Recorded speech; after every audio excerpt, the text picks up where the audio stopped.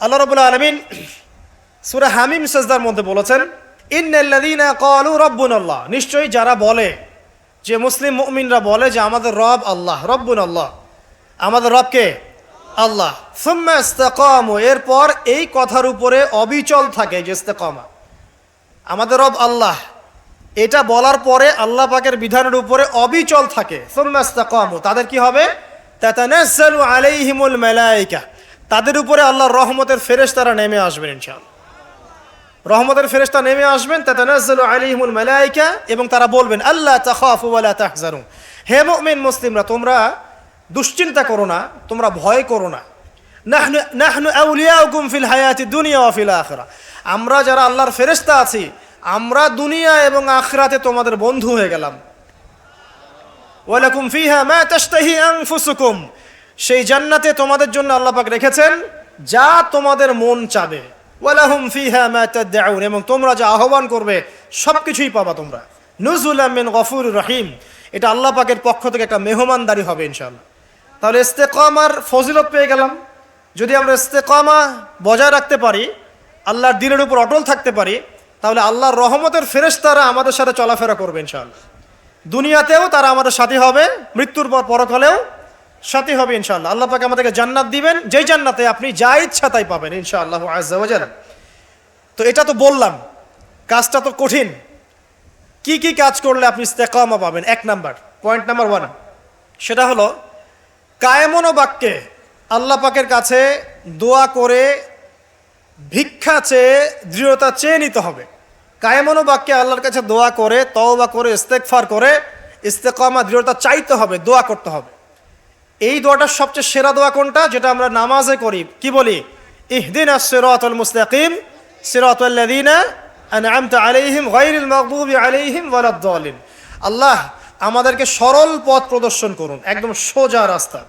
কোন পথ? যে পথে আপনি পরিচালিত করেছেন কাদেরকে? আন'আমতা আলাইহিম, যাদের প্রতি আপনি অনুগ্রহ বর্ষণ করেছেন, মানে নবীগণ, সিদ্দিকগণ, শহীদগণ, তাদের পথ হচ্ছে সিরাতুল মুস্তাকিমের পথ। গায়রিল মাগদুবি আলাইহিম ওয়ালাদ-দালিন, তাদের পথে নয় যারা গজবপ্রাপ্ত এবং পথভ্রষ্ট। তাদের পথে আমাদেরকে চালাবেন না হে আল্লাহ, যারা গজবপ্রাপ্ত এবং পথভ্রষ্ট। তো প্রথমে ইস্তেকামা চাইতে হবে। এভাবে প্রত্যেক ফরজ নামাজে, নফল নামাজে, সুন্নত নামাজে আমরা আল্লাহর কাছে এই সোজা পথ চাবো এবং তার উপরে সুদৃঢ়তা আল্লাহর কাছে চেয়ে নিব ইনশাআল্লাহ। আরেকটা দোয়া করবো ইনশাআল্লাহ সেজদায় গিয়ে, সেটা হচ্ছে নবী সাল্লাল্লাহু আলাইহি ওয়াসাল্লাম প্রায় এই দোয়াটা করতেন। কোন দোয়া? তিনি বলতেন ইয়া মুকাল্লিবাল কুলুব সাব্বিত কলবি আলা দীনিক। কি বলতেন? আমার সাথে বলেন, ইয়া মুকাল্লিবাল কুলুব সাব্বিত কলবি আলা দীনিক। আরেকটা দোয়া করতেন নবী সাল্লাল্লাহু আলাইহি ওয়াসাল্লাম, ইয়া মুসাররিফাল কুলুব সাররিফ কুলুবানা আলা তাআতিক। অর্থাৎ হে হৃদয় সমূহের পরিবর্তনকারী, আবর্তনকারী, আমার কলবটাকে তুমি তোমার দ্বীনের উপর প্রতিষ্ঠিত রাখো। এই দোয়াটা বেশি বেশি করলে ইনশাআল্লাহ আল্লাহর পথে ইস্তেকামা পাওয়া যাবে ইনশাআল্লাহ। আল্লাহ পাক আমাদেরকে তৌফিক দান করুন, আমিন।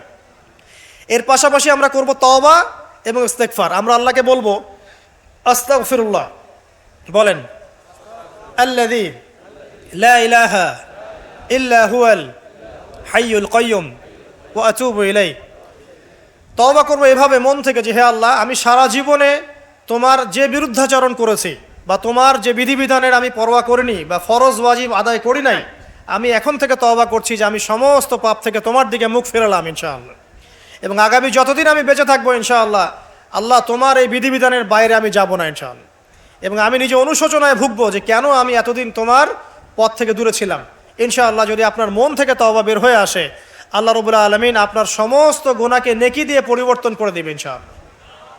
আল্লাহ পাক এই তওবার মধ্য দিয়ে, দোয়ার মধ্য দিয়ে বান্দাকে ইস্তেকামা দান করেন, সুদৃঢ়তা দান করেন। এটা হচ্ছে 1 নাম্বার পয়েন্ট। 2 নম্বর পয়েন্টে আসেন। 2 নম্বরটা হচ্ছে আপনার কলব। এই যে দেহটা দেখছেন, এটা একটা রক্তের মাংসের দেহ। এই দেহটা কিন্তু অমর না। এটা কি অমর? না। আপনার ভিতরে একটা কলব বা আত্মা বলে ব্যাপার আছে না? আছে। এই কলবটার ব্যাপারে নবী সাল্লাল্লাহু আলাইহি ওয়াসাল্লাম বলেছেন, যখন আদম সন্তান কোনো গুনাহ করে তখন তার কলবের মধ্যে একটা দাগ পড়ে। কি পড়ে? দাগ পড়ে। আরেকটা যখন পাপ করে তখন আবার দাগ পড়ে, আরও একটা পাপ করে আবার দাগ পড়ে। এইভাবে যখন আপনি গুনাহ করতেই থাকবেন তখন পুরো অন্তরটা কি হবে?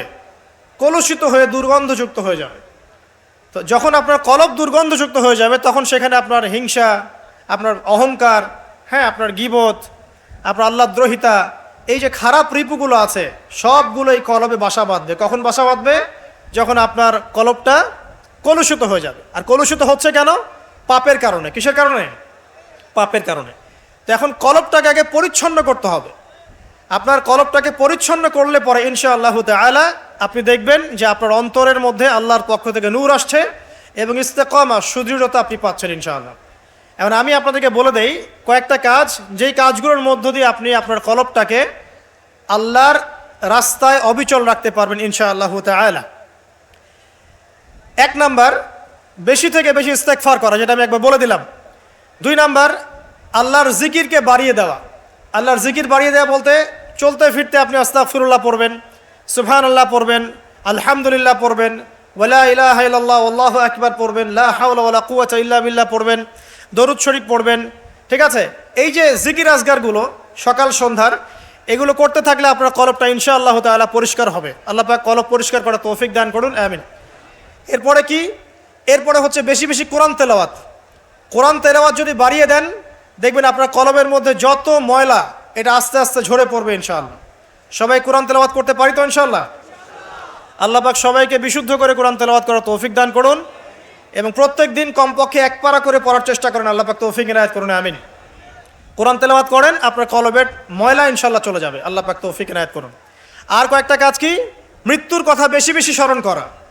মৃত্যুর কথা বেশি বেশি স্মরণ করা, পরকালের ফিকির করা, আল্লাহর সামনে দাঁড়াতে হবে এই জবাবদিহিতার চেতনা ভিতরে থাকা। বেশি বেশি কবর জিয়ারত করেন, মৃত্যুর কথা ফিকির করেন, পরকালীন চিন্তা করেন। আপনার কলবের মধ্যে যে নোংরা কলুষতাগুলো আছে ইনশাআল্লাহ তাআলা এগুলো দূরীভূত হয়ে যাবে ইনশাআল্লাহ। আল্লাহ পাক তৌফিক দান করুন, আমিন। যখন কলবটা পরিষ্কার হবে তখন আপনি কি করবেন? ইস্তেকামা পাবেন, আল্লাহ পাকের রাস্তায় দৃঢ়তা পাবেন ইনশাআল্লাহ। আল্লাহ রাব্বুল আলামিন আমাদেরকে 2টা বিষয় বোঝার তৌফিক দান করুন। 1 নম্বর কি বলেছি? দোয়া, তওবা, ইস্তেগফারের মধ্য দিয়ে আল্লাহর কাছে চেয়ে নেওয়া। তারপর নিজের কলবটাকে কি করা? পরিচ্ছন্ন করা। তারপরে কি? তারপরে হচ্ছে হ্যাঁ, কোরআন তেলাওয়াত। বেশি বেশি কোরআন তেলাওয়াত করলে আল্লাহর সাথে আপনি কথোপকথন করতে পারছেন। যে যত বেশি কোরআন তেলাওয়াত বাড়িয়ে দিবে ইনশাআল্লাহ তাআলা তার অন্তর তত পরিচ্ছন্ন হবে, আল্লাহর পথে ইস্তেকামা থাকতে পারবে।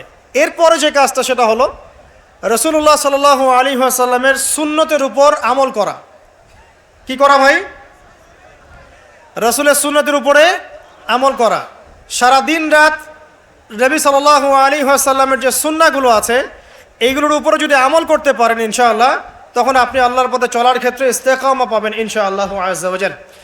এরপরে আমর বিল মারুফ এবং নাহি আনিল মুনকারের কাজ করা, মানে দিনকে কেন্দ্র করে সৎ কাজের আদেশ করবেন, অসৎ কাজে নিষেধ করবেন। যতটুকু পারেন, আপনাকে আল্লাহ পাক যতটুকু ইলম কালাম দিয়েছেন এটা দিয়েই আপনি সৎ কাজের আদেশ করবেন, অসৎ কাজে কি করবেন? নিষেধ করবেন। ইনশাআল্লাহ দেখবেন আপনি আল্লাহর পথে ইস্তেকামা পাচ্ছেন। আর কি? আর হচ্ছে নামাজ, 5 ওয়াক্ত নামাজ, এর মধ্য দিয়ে আপনি আল্লাহকে পাবেন। ওয়াস্তাঈনু বিস-সাবরি ওয়াস-সালাহ। আল্লাহ পাক বলেছেন আল্লাহকে ডাকো এবং চাও কিভাবে? সবরের সাথে এবং সালাতের মধ্য দিয়ে। যত নামাজ বাড়িয়ে দিবেন, জামাতে পাবন্দি করবেন, নফল বাড়িয়ে দিবেন, সুন্নত বাড়িয়ে দিবেন, আল্লাহ পাক ইনশাআল্লাহ আপনাকে দ্বীনের পথে চলার ক্ষেত্রে ইস্তেকামা দান করবেন ইনশাআল্লাহ। আরেকটা বিষয় বলে সামনের দিকে যাই, সেটা হলো দ্বীনের ইলম অর্জন এবং প্রচার প্রসার। আপনি যত বেশি দ্বীনের জ্ঞান অর্জন করবেন এবং প্রচার প্রসার ঘটাবেন ইনশাআল্লাহ তাআলা আপনার কলবের মধ্যে ইসলামের প্রতি ইস্তেকামা আসবে ইনশাআল্লাহ। এখন কয়েকটা বিষয় বলে শেষ করি যে কি কি কাজ করলে আপনি, কি কি কাজ না করলে আপনি ইস্তেকামা পাচ্ছেন। তার মধ্যে প্রথমটা হচ্ছে শিরিক না করা। যদি আপনি শিরিক করেন ইস্তেকামা পাবেন না। যদি আপনার আমলনামায় শিরকের পাপ থাকে আপনি ইস্তেকামা অর্জন করতে পারবেন না। আর আমরা বারবার বলেছি যে মুসলিমরা এখন কথায় শিরিক করছে, কাজে শিরিক করছে এবং মুসলিমরা এখন আকীদার মধ্যেও শিরিক করছে। কথায়, কাজ এবং আকীদার শিরিকের এই ক্লাসিফিকেশনগুলো জানতে হলে কিতাবু তাওহীদ নামে একটা বই আছে, এই বইটা পড়লে ইনশাআল্লাহ জানতে পারবেন। আল্লাহ পাক তৌফিক ইনায়াত করুন, আমিন। শিরিক করা যাবে না, ইস্তেকামা পেতে হলে শিরিক করা যাবে না। তারপরে কি করা যাবে না? বেদাত। নবী সাল্লাল্লাহু আলাইহি ওয়াসাল্লামের সুন্নতের মধ্যে কোনো প্রকার বেদাতের সংযোজন ঢুকানো যাবে না। যদি বেদাতি আমল করতে থাকেন আপনি আল্লাহর পথে ইস্তেকামা পাবেন না। 2, 3 হচ্ছে হারাম রিজিক। যদি আপনি হারাম রিজিকে অভ্যস্ত থাকেন বা লিপ্ত থাকেন, এই রিজিক দিয়ে আপনার যে দেহ এবং আত্মাটা গঠিত হবে, এই দেহ আত্মা মন নিয়ে আপনি আল্লাহর পথে ইস্তেকামা পাবেন না। অতএব রিজিকের ক্ষেত্রে সচেতন হন। আল্লাহ রাব্বুল আলামিনের ওয়াস্তে সমস্ত হারাম রিজিককে ত্যাগ করে তওবা করে ফিরে আসেন, হালালে সন্তুষ্ট থাকেন, অল্পে তুষ্ট থাকেন, ইনশাআল্লাহ আল্লাহ পাক আপনার অল্প আমলকেই জান্নাতের ওসিলা বানিয়ে দেবে ইনশাআল্লাহ তাআলা। 3 নাম্বার বললাম হারাম রিজিক থেকে দূরে থাকা। 4 নাম্বার প্রবৃত্তির অনুসরণ না করা। প্রবৃত্তি মানে মন যা চায় তা করা। মন যা চায় তা করা যাবে না, বরং আল্লাহ এবং তার রাসূল যা বলেছেন তাই করতে হবে। এই পৃথিবীতে মানুষ হিসেবে আমরা কেউই স্বাধীন নই। আমরা যে স্বাধীনতার কথা বলি না, ব্যক্তিগতভাবে ব্যক্তি হিসেবে কোনো মানুষ স্বাধীন নয়, সবাই আল্লাহ পাকের দাসত্বের অধীনে পরাধীন। তো যখন আপনি নিজের নফসের তাবেদারি করছেন, প্রবৃত্তির অনুসরণ করছেন, তার মানে আপনি স্বাধীনতার ভাব দেখাচ্ছেন, এর মধ্য দিয়ে আপনি শয়তানের দাসত্ব করছেন। এটা আপনাকে আল্লাহর পথে ইস্তেকামা দিবে না। মূল বিষয়টা হচ্ছে আল্লাহ পাকের দাসত্ব করলে পরে আল্লাহর পথে ইস্তেকামা আসে, নফসের প্রবৃত্তির অনুসরণ করলে পরে আপনার আল্লাহর পথে ইস্তেকামা আসবে না। প্রবৃত্তি বলছে নামাজ পড়ার দরকার নাই, আজান হচ্ছে শুয়ে থাকেন। প্রবৃত্তি বলছে যে মাপে একটু কম দিলে কোনো সমস্যা নাই। আপনার প্রবৃত্তি বলছে সবাই তো সুদ খায়, আমি খেলে কি সমস্যা। আর প্রবৃত্তি বলছে যে ওই সম্পদ এতটুকু নেওয়াই যায়, আত্মসাৎ করাই যায়। ঠিক আছে, তো এই যে প্রবৃত্তির কথাগুলো, প্রবৃত্তি বলছে পর্দা করার দরকার নাই, ফ্যাশন করে চলবো। প্রবৃত্তি বলছে আমরা টিকটক করি। প্রবৃত্তি বলছে আমরা ফ্রি মিক্সিং করি, হ্যাঁ, আমার এই যে বয়ফ্রেন্ড গার্লফ্রেন্ডের সাথে ঘুরে বেড়াই। প্রবৃত্তি বলছে এগুলা। তো প্রবৃত্তির অনুসরণ করলে পরে আপনি আল্লাহর পথে ইস্তেকামা পাবেন না। আর কি, আর হচ্ছে দিনের জ্ঞানের অজ্ঞতা। দিনের ক্ষেত্রে জ্ঞানের অজ্ঞতা থাকলে আপনি আল্লাহর পথে ইস্তেকামা পাচ্ছেন না। আরেকটা বড় বিষয় আছে, সেটা হলো যে আল্লাহ পাকের দিনটাকে মহব্বত না করা, আল্লাহর দিনকে মহব্বত না করা এবং দিনটাকে এগিয়ে নেওয়ার ফিকির যাদের মধ্যে নাই, তারা আল্লাহ পাকের রাস্তায় ইস্তেকামা পাবে না। এরকম আর অনেকগুলো কারণ আছে যেগুলো আমাদের আল্লাহর পথে চলার ক্ষেত্রে দৃঢ়তার পথে বাধা সৃষ্টি করে। এখন সর্বশেষ যে জায়গাটাতে আমি শেষ করতে চাই সেটা হলো, দেখুন, ইস্তেকামা অর্জন করলে পরে আমরা জান্নাত পাবো এবং ঈমানের উপর দৃঢ়তা পাবো। যদি না করতে পারি তাহলে আমরা আল্লাহর পথ থেকে ছিটকে চলে যাব। এখন আমরা যে আল্লাহ পাকের খলিফা হয়ে পৃথিবীতে এসেছি, আল্লাহ পাক যে আমাদেরকে কিছু দায়িত্ব দিয়ে পাঠিয়েছেন, এই দায়িত্বের ফিকির যাদের মধ্যে নাই, তারা কি আল্লাহর পথে দৃঢ়তা অর্জন করতে পারবে? পারবে না। এখন এই দায়িত্বগুলো কি কি দায়িত্ব পালন করলে পরে আমরা আল্লাহর কাছে সম্মানিত হব এবং আল্লাহর দিনে দৃঢ়তাও পাবো, ইস্তেকামাও পাবো এবং ইনশাআল্লাহ তাআলা পরকালে জান্নাতও পাবো। অল্প কথা শেষ করছি, একটু ধৈর্য ধরেন। 1 নাম্বার, দেখুন, আপনাকে দায়িত্ব কি দেওয়া হয়েছে?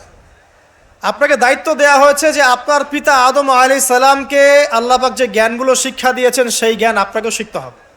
এটা প্রথম কাজ। জ্ঞান শিখতে রাজি আছি তো ইনশাআল্লাহ?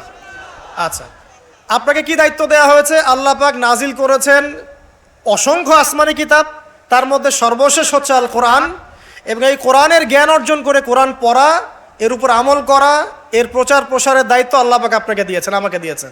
এই দায়িত্ব পালন না করলে প্রকৃত মুসলিম হওয়া যাবে? যাবে না। জ্ঞান অর্জন করা, কোরআনের জ্ঞান অর্জন করে এটা প্রচার প্রসার করা। আল্লাহ পাক আপনাকে দায়িত্ব দিয়েছেন কি? নবী সাল্লাল্লাহু আলাইহি ওয়াসাল্লামের রেখে যাওয়া যে দিন, এই দিনটাকে আল্লাহর জমিনে প্রচার করে এগিয়ে নেওয়া। এই দায়িত্ব পালন না করলে কি আমরা প্রকৃত মুসলিম হতে পারবো? পারবো না। আল্লাহ পাক আপনাকে দায়িত্ব দিয়েছেন আপনি পরিবারের কর্তা। আপনার পরিবারে পর্দা ঠিক আছে কিনা, হালাল রিজিক ঠিক আছে কিনা, সবাই নামাজে কিনা, এটা দেখার দায়িত্ব কার? আপনার। আপনি যদি পরিবারের উপর এই দায়িত্ব পালন না করেন, আপনি আল্লাহর দ্বীনের দায়িত্ব পালন করছেন না। আপনাকে আল্লাহ পাক দায়িত্ব দিয়েছেন আগামী প্রজন্মটাকে ইসলামের আদর্শে মানুষ করতে। যদি আপনি দায়িত্ব পালন না করেন, আপনি প্রকৃতপক্ষে ইসলামের দায়িত্ব পালন করছেন না। সবচেয়ে বড় কথা হচ্ছে আমর বিল মারুফ এবং নাহি আনিল মুনকারের দায়িত্ব আল্লাহ পাক আপনাকে দিয়েছেন। সৎ কাজের আদেশ করা, অসৎ কাজে নিষেধ করার দায়িত্ব আল্লাহ পাক আপনাকে আমাকে দিয়েছেন। যদি এই দায়িত্ব পালন না করি, আমরা আল্লাহর কাছে ইস্তেকামা পাবো না এবং আল্লাহর জমিনে দিনও প্রতিষ্ঠিত হবে না এবং আমরাও আল্লাহর কাছে সম্মানিত হতে পারবো না। আল্লাহ রাব্বুল আলামিন আমাদের সবাইকে এই দায়িত্বগুলো পালন করার তৌফিক দান করুন, দিনের উপর ইস্তেকামা অর্জন করার তৌফিক দান করুন এবং যে কাজগুলো করলে পরে দৃঢ়তা পাওয়া যাবে সেগুলো করার তৌফিক দান করুন। যে কাজগুলো করলে দৃঢ়তা থেকে ছিটকে যাব সেগুলো থেকে আল্লাহ পাক আমাদেরকে বাঁচিয়ে রাখুন, আমিন। সর্বশেষ কথা হচ্ছে প্রিয় ভাইয়েরা, যে আমরা সবাই আজকে থেকে নিয়াত করি যে আমরা আজকে তওবা করলাম, জীবনে যত ভুল ত্রুটি করেছে আল্লাহ যেন মাফ করে দেন এবং আজকের পর থেকে আমরা আল্লাহর বিধানের বাইরে যাব না ইনশাআল্লাহ। যারা নামাজ ছেড়ে দিয়েছে আজকে থেকে নামাজি হয়ে যাব ইনশাআল্লাহ। যারা নামাজ কাজা করেছি নামাজ কাজা আদায় করে দেবো ইনশাআল্লাহ। যারা কোরআন তেলাওয়াত করি নাই, শিখি নাই, আজকে থেকে নিয়াত করব শিখবো ইনশাআল্লাহ। যারা কোরআন তেলাওয়াত করা জানি, প্রতিদিন এক পারা করে পড়বো ইনশাআল্লাহ। যারা সুন্নতের উপর আমল করছি, করার ক্ষেত্রে আমরা হেয়ালিপনা করছি, শক্ত করে নবীর সুন্নত আঁকড়ে ধরবো ইনশাআল্লাহ। দাড়ি রাখেন নাই, দাড়ি ছেড়ে দিবেন ইনশাআল্লাহ। টাকনুর নিচে কাপড় পরছেন, কাপড় উঠিয়ে নেবেন ইনশাআল্লাহ। যারা পর্দা করি নাই, আজকে নিয়াত করবো যে আজকের বাসায় গিয়ে আমরা পর্দা করা শুরু করবো ইনশাআল্লাহ তাআলা। জীবনে যত গুনাহ করেছি, এই সমস্ত গুনাহ থেকে আল্লাহর কাছে আমরা তওবা করব এবং ঈমান, আকীদা, আমলের উপরে আল্লাহর কাছে দৃঢ়তা প্রার্থনা করে নেব ইনশাআল্লাহ। আবারও বলছি, আল্লাহুম্মা ইহদিনা সিরাতাল মুস্তাকিম, ইয়া মুকাল্লিবাল কুলুব সাব্বিত কুলুবানা আলা তাআতিক, ইয়া মুসাররিফাল কুলুব সাররিফ কুলুবানা আলা দীনিক। আল্লাহ সুবহানাহু ওয়া তাআলা আদম আলাইহিস সালামকে পৃথিবীতে কি হিসেবে পাঠিয়েছেন ভাই? খলিফা হিসেবে। আমরা বলছিলাম যে খলিফা কাকে বলে, খলিফা কাকে বলে, এটা আমাদের প্রশ্ন ছিল আপনাদের উদ্দেশ্যে। আপনারাই বলেন, আল্লাহর খলিফা কাকে বলে? আল্লাহর প্রতিনিধি। মাশাআল্লাহ। পৃথিবীতে যে ব্যক্তি আল্লাহ পাকের বিধিবিধানগুলো মেনে চলে, সে আল্লাহর খলিফা কিনা? আর দুনিয়াতে যে ব্যক্তি আল্লাহর বিধিবিধান মেনে চলে না, সে কি আল্লাহর খলিফা? সে কার খলিফা? শয়তানের খলিফা। বুঝতে পারছেন? খলিফার একটা সংজ্ঞা আল্লাহ পাক দিয়েছেন সূরা সদের মধ্যে। কোন সূরায়? সূরা সদ। আল্লাহ পাক বলছেন, একটা কথা বলে রাখি যে আল্লাহ পাক আদম আলাইহিস সালাম ছাড়াও আরো একজন নবীকে কিন্তু খলিফা বলেছেন। সেই নবীর নাম কি? দাউদ আলাইহিস সালাম। মাশাআল্লাহ। আল্লাহ পাক দাউদ আলাইহিস সালাম সম্পর্কে বলছেন, ইয়া দাউদ, হে দাউদ, ইন্না জাআলনাকা খলিফাতান ফিল আরদ, নিশ্চয়ই আমি তোমাকে পৃথিবীতে আমার খলিফা করেছি। কাকে করেছেন? দাউদ আলাইহিস সালামকে। আপনার কাজ কি? ফাহকুম বাইনান নাসি বিল হক, দাউদ তোমার কাজ হচ্ছে মানুষের মাঝে হকের মানদণ্ডে বিচার ফয়সালা করবে।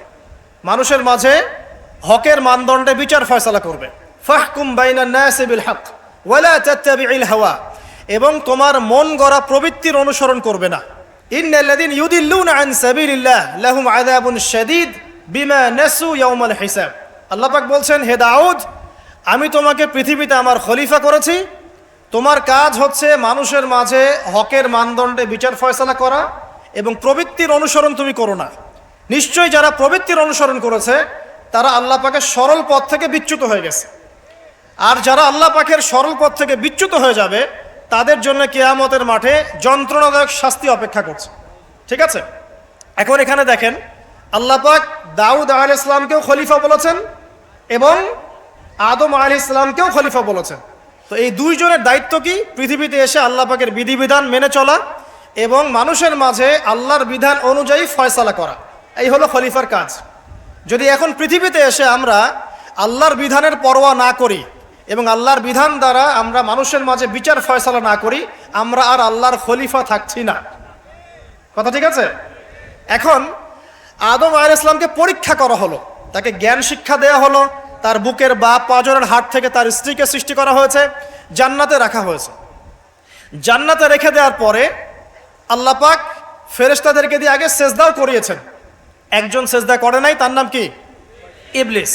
শয়তান সেজদা না করার কারণে আল্লাহ পাক তাকে জিজ্ঞাসা করেছেন যে তুমি মা মানাআকা আন তাসজুদ ইয আমারতুক, তোমাকে কিসে নিষেধ করলো আদমকে সেজদা করতে যখন আমি আদেশ করলাম?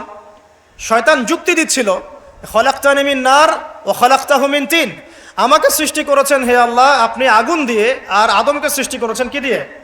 মাটি দিয়ে। তো আমি আগুনের তৈরি, আদম মাটির তৈরি, আমি আদমের চাইতে বেশি সুপিরিয়র। এটা যুক্তি ছিল কার? শয়তানের।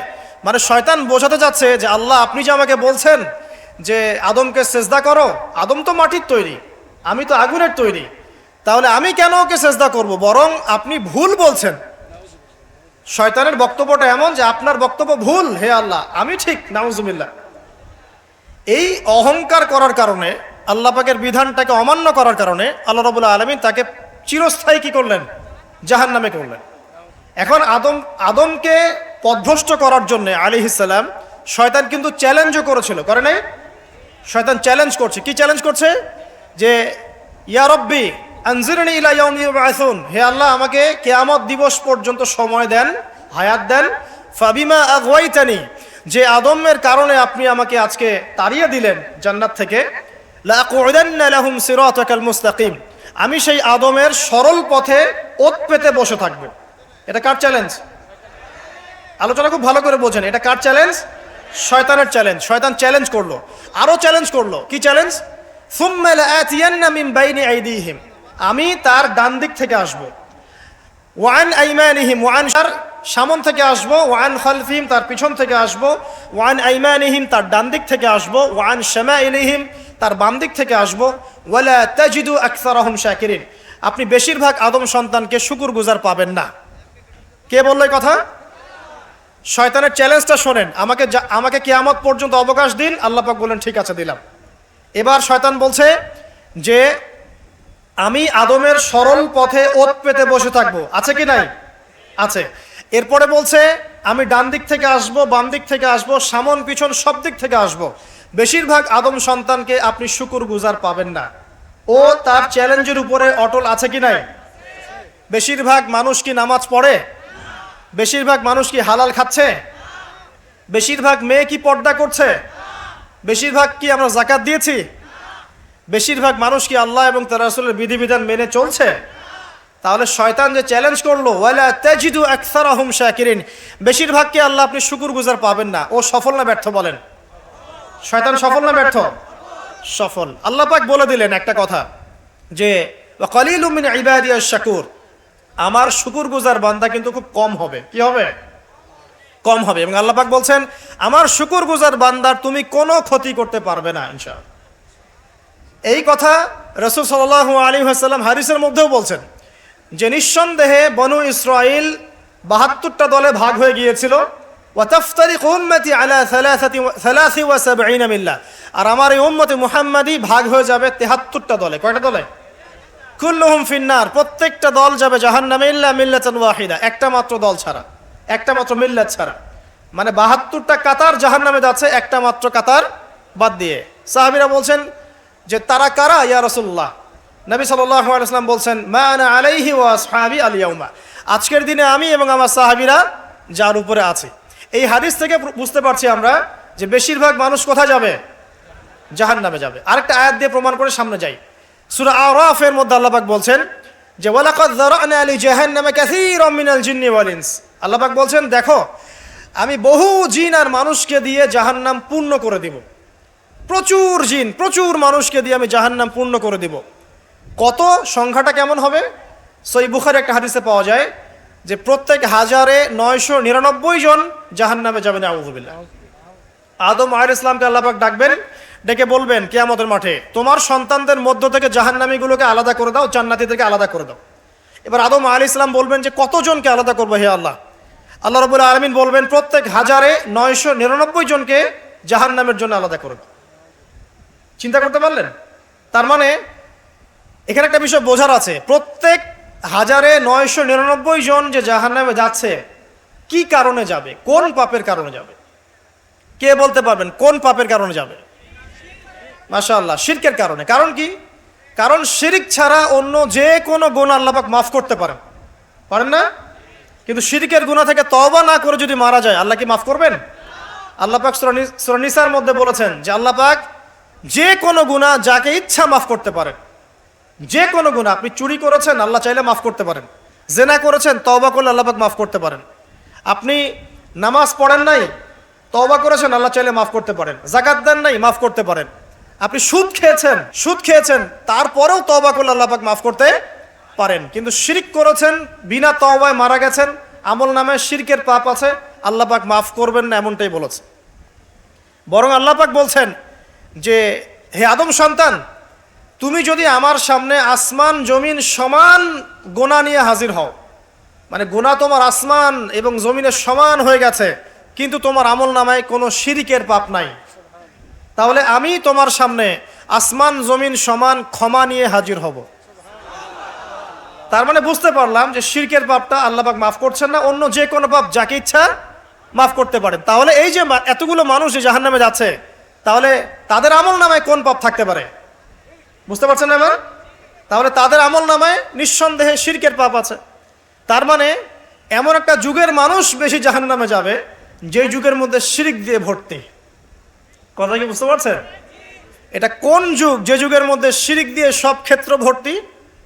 আমি আপনাকে বলি, আপনার এই ওয়ার্ল্ড অ্যাফেয়ার্স শিরক দিয়ে ভর্তি। আপনার এডুকেশন সিস্টেমের মধ্যে শিরক আছে, আপনার ইকোনমিক সিস্টেম এর মধ্যে শিরক আছে, এমনকি মুসলিমরা এখন ধর্মের মধ্যেও শিরক করছে। পড়াশোনা বলেন, অর্থনীতি বলেন, জিওপলিটিক্স বলেন, সমাজ বলেন, ধর্মতাত্ত্বিক দর্শনগুলো বলেন, এগুলো এখন শিরক দিয়ে ভর্তি। এখন কোথায় কোথায় শিরক আছে এটা ব্যাখ্যা করতে গেলে সারা রাত চলে যাবে। শুধু এতটুকু বলে দিলাম, এই বিশ্বটা এখন শিরকি বিশ্ব চলছে। প্রতিটা ক্ষেত্রেই আল্লাহদ্রোহিতা, প্রতিটা ক্ষেত্রে কি আল্লাহদ্রোহিতা। আল্লাহ বলেছেন সুদ খেও না, মানুষ বলছে সুদ না খেলে কি এখন চলা যায়। আল্লাহ বলছেন মদ খাওয়া হারাম, মানুষ বলছে মদ খাওয়া হারাম কেন, এটা ব্যক্তি স্বাধীনতা। মানে এই যুগটা হচ্ছে আল্লাহদ্রোহিতার যুগ। আল্লাহ বলছেন ইকরা বিসমি রাব্বিকাল্লাযী খালাক, তুমি সেই জ্ঞান অর্জন করো যা তোমাকে আল্লাহ পর্যন্ত পৌঁছাবে। এখন আমরা সারা জীবন পড়াশোনা করছি, আল্লাহ খোদার নাম নাই। প্রতিটা ক্ষেত্র আল্লাহ পাক বলছেন ওয়া মান লাম ইয়াহকুম বিমা আনজালাল্লাহু ফাউলাইকা হুমুল কাফিরুন, যারা আল্লাহ পাকের বিধান অনুযায়ী ফয়সালা করছে না এরা জালেম, এরা ফাসিক, এরা কাফের। আর আমরা সারা বিশ্বের দিকে তাকিয়ে দেখছি এখানে ইসলামিক লজের কোনো বালাই নাই। তো প্রতিটা ডিপার্টমেন্ট শিরক। আপনাকে বোঝাই 999 জন মানুষ যে জাহান্নামে যাবে, আমল নামে একটা কমন পাপ থাকবে, সেটা কি শিরক। তো আপনাকে যুগ এবং জিজ্ঞাসা সম্পর্কে সচেতন থাকতে হবে। যে কথাটা বলতে গিয়ে এদিকে আসলাম, যে আল্লাহ রাব্বুল আলামিন জ্ঞানের মাধ্যমে আমাদের পিতাকে সম্মানিত করেছেন এবং নবী সাল্লাল্লাহু আলাইহি ওয়াসাল্লামের প্রতিও কিন্তু প্রথম জ্ঞানের ওহী করা হয়েছে। উম্মতে মুহাম্মাদি হিসেবে আমাদের করণীয় হচ্ছে প্রথমে জ্ঞান অর্জন করা। কারণ আমরা এই পৃথিবীতে সাধারণ কোনো সৃষ্টি নই, আমরা আল্লাহ পাকের খলিফা। আমরা আল্লাহর কি খলিফা। আমাদের উপর দায়িত্ব হচ্ছে আমরা আল্লাহর বিধিবিধান মেনে চলবো, অন্যকেও সেই পথে আহ্বান করবো ইনশাআল্লাহ। এটা হচ্ছে আমাদের অ্যাজ এ খলিফা আমাদের ফাংশন।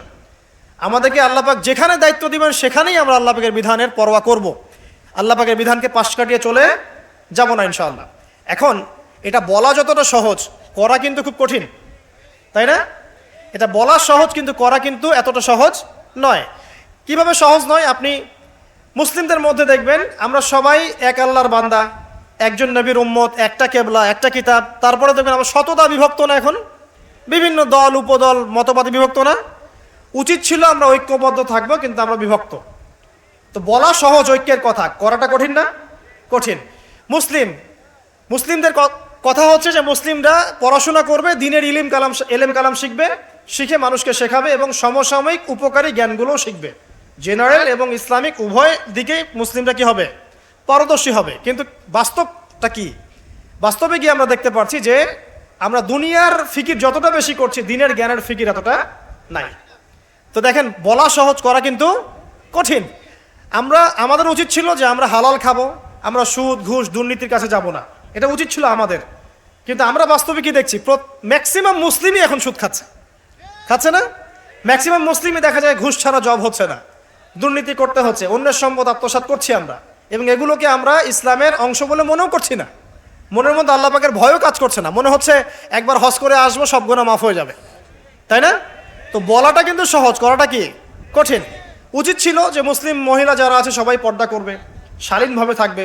কিন্তু আপনি রাস্তাঘাটে চলাফেরা করলে দেখবেন সবাই যারা রাস্তায় ঘুরছে এরা মুসলিম পরিবারের মেয়ে, তারপরেও কাপড় চোপড়ে পর্দার কোনো বালাই নাই।